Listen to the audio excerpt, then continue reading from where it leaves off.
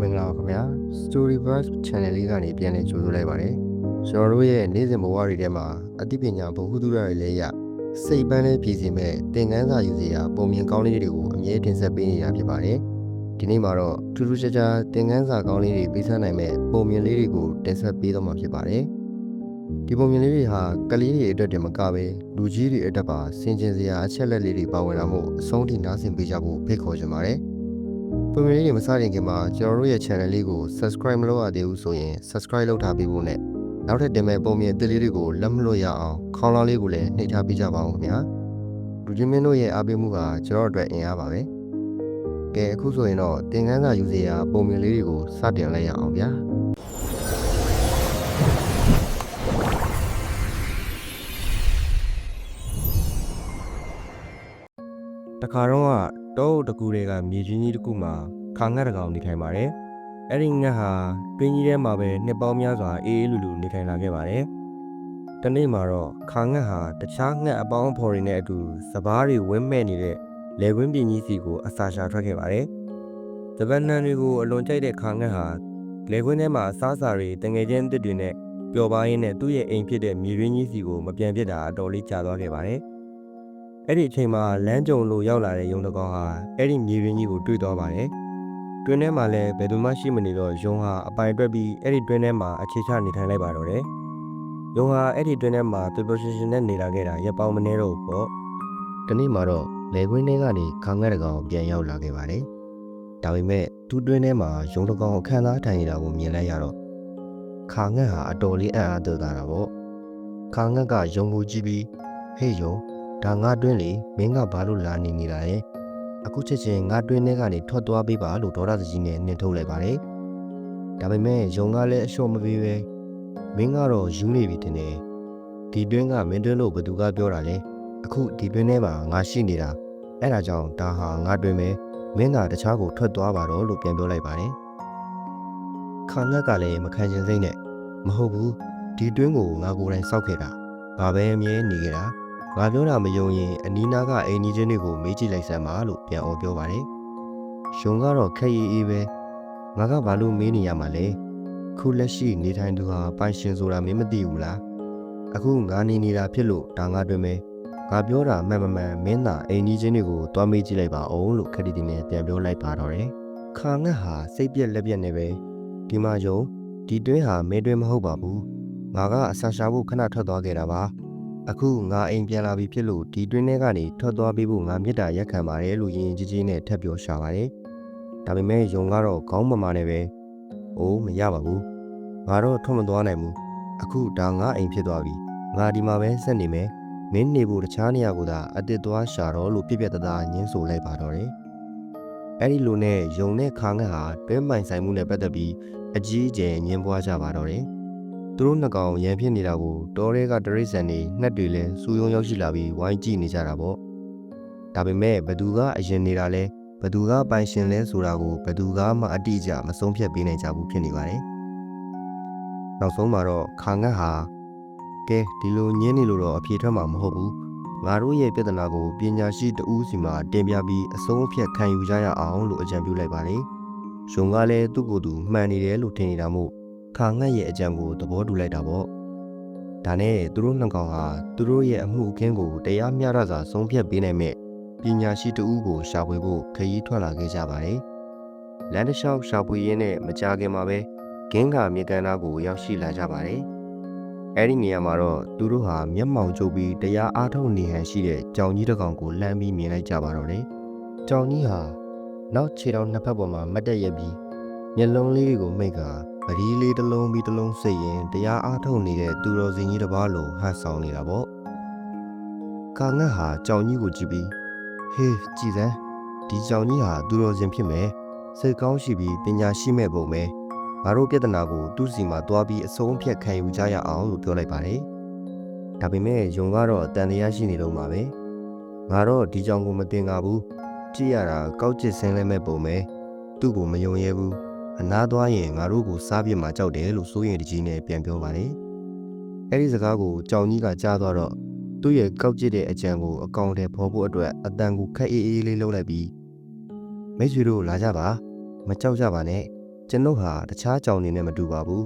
တရားဓမ္မကိုမျက်နှိုးတဲ့သူတော်ကောင်းပညာရှိကြောင်ပါကျွန်ုပ်ဟာအသားကိုလည်းမစားတော့ပါဘူးအသီးရွက်ကိုပဲစားပြီးအေးအေးချမ်းချမ်းနေထိုင်နေတာပါဘယ်သူကိုမဆိုကူညီပေးဖို့အစဉ်သင့်ရှိပါတယ်လို့ချိုချိုသားသားနဲ့ဖြောင်းပြလိုက်တာပေါ့အဲ့ဒီစကားတွေကိုကြားလိုက်ရတဲ့အခါမှာတော့ယုံနဲ့ခါငတ်တို့ဟာကြောင်ကြီးရဲ့ဟန်ဆောင်မှုကိုယုံကြည်သွားကြပါတော့တယ်သူတို့နှစ်ကောင်ဟာကြောင်ကြီးရဲ့အနားကိုတဖြည်းဖြည်းတိုးကပ်သွားကြပါတယ်ခါငတ်ကရှေ့ကနေပြီးသူတော်စင်ကြီးခမညာကျွန်တော်တို့နှစ်ဦးမှာဖြစ်နေတဲ့ပြဿနာကိုကျေးဇူးပြုပြီးဖြေရှင်းပေးပါအောင်ဘယ်သူမှန်တယ်ဘယ်သူမှားတယ်ဆိုတာကိုဥပဒေအတိုင်းသာတရားမျှတစွာစီရင်ပေးပါအကယ်၍ကျွန်တော်တို့တွေကတယောက်ယောက်ကလိန်ညာနေတာဆိုရင်အရှင်ကအဲ့ဒီလူကိုတတ်စားနိုင်ပါတယ်လို့ပွန့်ပွန့်လင်းလင်းပဲတောင်းဆိုလိုက်ပါတော့တယ်ခါငတ်ရဲ့စကားကိုကြားတဲ့အခါကြောင်ကြီးဟာမျက်နှာကိုအတက်နိုင်ဆုံးဟန်ဆောင်ပြီး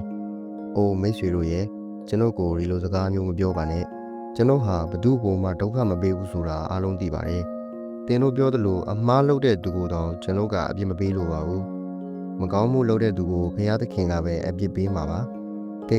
သင်တို့ကြားမှာဘာတွေဖြစ်နေတာလဲဆိုတာကိုသာအေးအေးဆေးဆေးပြောပြကြပါဘယ်သူမှားတယ်ဘယ်သူမှန်တယ်ဆိုတာကိုကျွန်ုပ်မျက်မျက်တတဆုံးဖြတ်ပေးပါမယ်လို့ချိုသားတဲ့လေသံနဲ့ဖြောင်းပြလိုက်ပါတယ်ပထမဦးဆုံးခါငတ်ဟာသူ့ဘက်ကနေရှင်းပြတာပေါ့ဆရာကြီးခမညာကျွန်ုပ်ဟာဒီတွင်းထဲမှာနေလာတာကြာပါပြီတနေ့မှာအစာရှာဖို့ထွက်သွားရင်းနဲ့အချိန်တော်ကြာသွားခဲ့ပါတယ်အခုကျွန်ုပ်အိမ်ကိုပြန်လာတဲ့အခါမှာတော့ဒီယုံဟာကျွန်ုပ်ရဲ့တွင်းထဲမှာအခမ်းသားရောက်နေတာကိုတွေ့ရပါတယ်လို့ရိုးရိုးသားသားတင်ပြရတယ်အဲ့ဒီခါယုံကလည်းအလျှော်မပေးပဲဘေးကနေမဟုတ်ပါဘူးဒါသူ့အိမ်မဟုတ်ပါဘူးကျွန်ုပ်အိမ်မှာလို့ကြိုင်လူအော်ပြောပါတော့တယ်ကြောင်ကြီးကယုံကိုကြည့်ပြီးအသာအရာတားလိုက်ရင်မိတ်ဆွေစိတ်ကိုအေးထားပါစကားကိုခက်တူးတူးပဲပြောပါကဲတင်ပြောချင်တာကိုလည်းအစဆုံးရှင်းပြပါအောင်လို့ဆိုလိုက်ပါတယ်အဲ့ဒီနောက်မှာတော့ယုံကလည်းအခုသူနေတဲ့တွင်းဟာသူ့အိမ်ဖြစ်ကြောင်းသူ့ရဲ့ပိုင်ဆိုင်ကြောင်းကိုအားတက်တရောနဲ့အခိုင်အမာရှင်းပြပါတော့တယ်သူတို့နှစ်ဦးစလုံးဟာကြောင်ကြီးရဲ့ခြူသားတဲ့စကားလုံးတွေနောက်မှာလုံးဝကိုယုံကြည်စိတ်ချသွားကြပြီးအန်ဒီရရှိတဲ့ကြောင်ကြီးရဲ့အနာကိုရောက်သွားမိနေကြပါပြီကြောင်ကြီးဟာသူတို့ပြောတာတွေကိုနားထောင်ပြီးတဲ့နောက်ခဏလောက်ငြိမ်သက်သွားတယ်ပြီးတော့မှအင်မတန်သနာစရာကောင်းတဲ့လေသံနဲ့မိတ်ဆွေတို့ရဲ့မြင်တဲ့အတိုင်းပဲကျွန်ုပ်ဟာအခုဆိုရင်အုံမင်းမစွမ်းဖြစ်နေပါပြီနားကလည်းတိတ်မချရတော့ဘူးသင်တို့အဝေးကနေပြောနေတာတွေကိုကျွန်ုပ်တခြားမချရလို့ပါကျွန်ုပ်နားကိုအနီးကပ်ဆုံးတိုးလာပြီးအကြောင်းစုံကိုတစ်ခေါက်လောက်ထပ်ပြောပြပေးကြပါဦးအကြောင်းစုံကိုတခြားသိမှသာသင်တို့အတွက်မှန်မှန်ကန်ကန်ဆုံးဖြတ်ပေးနိုင်မှာမဟုတ်လားလို့ပရိယေနဲ့ဖြောင်းပြလိုက်ပါတော့တယ်ခါငတ်နဲ့ယုံတို့ဟာရှေ့ကနေမြင်နေရတဲ့ကြောင်ကြီးရဲ့ဟန်ဆောင်သူတော်ကောင်းမျက်နှာဖုံးကိုအကျွမ်းမဲ့ယုံကြည်သွားကြတာပေါ့ဒီလောက်တရားဓမ္မနဲ့နေတဲ့သူကတော့ငါတို့ကိုဘာမှမလုပ်တော့ပါဘူးဆိုတဲ့အတွေ့နဲ့ကြောင်ကြီးရဲ့လက်ကမ်းအကောင်ဝေးထိတိုးကပ်သွားကြပါတော့တယ်အဲ့ဒီအချိန်မှာတော့အခွင့်အရေးကိုစောင့်နေတဲ့ကြောင်စိုးကြီးဟာချက်ချင်းဆိုသလိုသူတို့နှစ်ကောင်အပေါ်ကိုခုံပုတ်ဖမ်းလိုက်ပါတော့တယ်ယုံကိုပါးစပ်နဲ့အမိအရကိုက်စီလိုက်သလိုခါငတ်ကိုလည်းလက်သေးထက်ထက်တွေနဲ့ဖမ်းကုတ်ထားလိုက်ပါပြီနောက်ဆုံးမှာတော့မိမိတို့အချင်းချင်းအလျှော်မပေးဘဲညှင်းခုန်ခဲ့ကြတဲ့ယုံနဲ့ခါငတ်နှစ်ကောင်စလုံးဟာပရိယေများတဲ့ကြောင်ကြီးရဲ့ဘိုက်ထဲမှာပဲငြိမ်ချက်စွာစားသုံးခြင်းခံလိုက်ရပြီးအသက်ပြောက်သွားကြပါတော့တယ်ကျွန်တော်တို့ဟာလည်းအချင်းချင်းပြဿနာလေးတွေရှိလာတဲ့အခါမှာဒေါသရှိမထားပဲအတင်းအနိုင်မျိုးပဲအေးစစ်စစ်ညှိနှိုင်းကြဖို့အလော်အရေးကြီးပါတယ်အချင်းချင်းရံပြစ်နေကြမယ်ဆိုရင်တော့တတိယလူဖြစ်တဲ့အခွင့်အရေးသမားတွေရဲ့အမျက်ထုတ်ခြင်းကိုခံရပြီး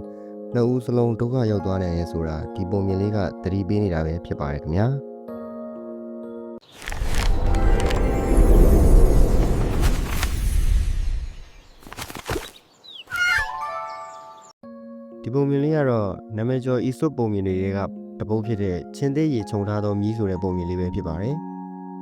တခါတော့တောအုပ်ကြီးတစ်ခုရဲ့အစွန်မှာအေးစစ်စစ်နေထိုင်တဲ့မြီးတစ်ကောင်ရှိပါတယ်တနေ့မှာတော့အဲ့ဒီမြီးဟာတောထဲလျှောက်သွားရင်းနဲ့မတော်တဆချင်းသေးအရေကုန်တစ်ခုကိုကောက်ရလိုက်ပါတယ်မြီးဟာအကြက်တစ်ခုရသွားပြီးအဲ့ဒီချင်းသေးအရေကုန်ကိုသူ့ကိုယ်ပေါ်မှာလွှမ်းခြုံလိုက်ပါတယ်ပြီးတော့ရေကန်ထဲမှာကိုယ်ပုံရိပ်ကိုပြန်ကြည့်ပြီးဝါငါကြည့်ရတာတကယ်တော့ပြင်ချင်းသေးကြီးနဲ့တူလာရီလားလို့ဝမ်းသာအားရဖြစ်နေတာပေါ့အဲ့နောက်မြီးဟာတောထဲကိုချင်းသေးရောင်ဆောင်ပြီးလက်ပတ်သွားလာပါတော့တယ်တောထဲကတတဝါလေးတွေဖြစ်တဲ့ယုံရှင့်နဲ့တမင်လေးတွေဟာသူ့ကိုမြင်တာနဲ့ချင်းသေးအစ်စ်မှတ်ပြီးကြောက်လန့်တကြားထွက်ပြေးကြတာပေါ့မြီးဟာတရိတ်ဆန်လေးတွေကြောက်ကြောက်လန့်လန့်နဲ့ပြေးနေကြတာကိုကြည့်ပြီးသဘောတွေကျလို့နေပါတော့တယ်အဲ့ဒီလိုနဲ့တနေ့မှာတော့မြီးဟာပါးနဲ့တဲ့မြီးခွေးတစ်ကောင်နဲ့တွားတွေ့ပါတယ် မြီးဟာမြေခိုးကိုလည်းကြောက်အောင်ခြောက်ဖို့အတွက်သူ့အနားကိုတိုးသွားပြီးဟိန်းဟောက်ပြဖို့ကြိုးစားလိုက်ပါတယ်။ဒါပေမဲ့မြီးကချင်းသေးလိုဟိန်းတယ်မထွက်ပဲသူ့ရဲ့ပင်ကိုယ်အတန်ဖြစ်တဲ့ EOR ဆိုတဲ့မြည်တမ်းပဲထွက်ပေါ်လာပါတော့တယ်။မြေခွေးဟာမြီးော်တန်ကိုကြားလိုက်ရတဲ့အခါလုံးဝမကြောက်တဲ့အပြင်အားရပါးရရင်မောလိုက်ပြီးဒီလိုပြောလိုက်ပါတယ်။မိတ်ဆွေမင်းသာပါဇက်မဟခဲ့ရင်ငါတော်မင်းကိုချင်းသေးအစ်စ်မှတ်ပြီးကြောက်မိတော့မလို့အခုတော့မင်းရဲ့အော်တန်ကောင်မင်းဟာချင်းသေးမဟုတ်ပဲမြီးတစ်ကောင်ပဲဆိုတာငါသိသွားပြီလို့ပြောလိုက်ပါတယ်။နောက်ဆုံးမှာတော့မြီးဟာသူ့ရဲ့ဟန်ဆောင်မှုပေါ်သွားတဲ့အတွက်အဆက်တကွဲနဲ့တောထဲကနေထွက်ပြေးသွားရပါတော့တယ်။ဒီပုံမြင်လေးရပေးတဲ့သင်ခန်းစာကတော့အတူအယောင်ဟန်ဆောင်မှုတွေဟာကြာရှည်မခံပါဘူး။မိမိမှာရှိတဲ့အရေးချင်းထက်ပိုပြီးဟန်ဆောင်ရင်တစ်နေ့မှာအရှက်ရတတ်ပါတယ်။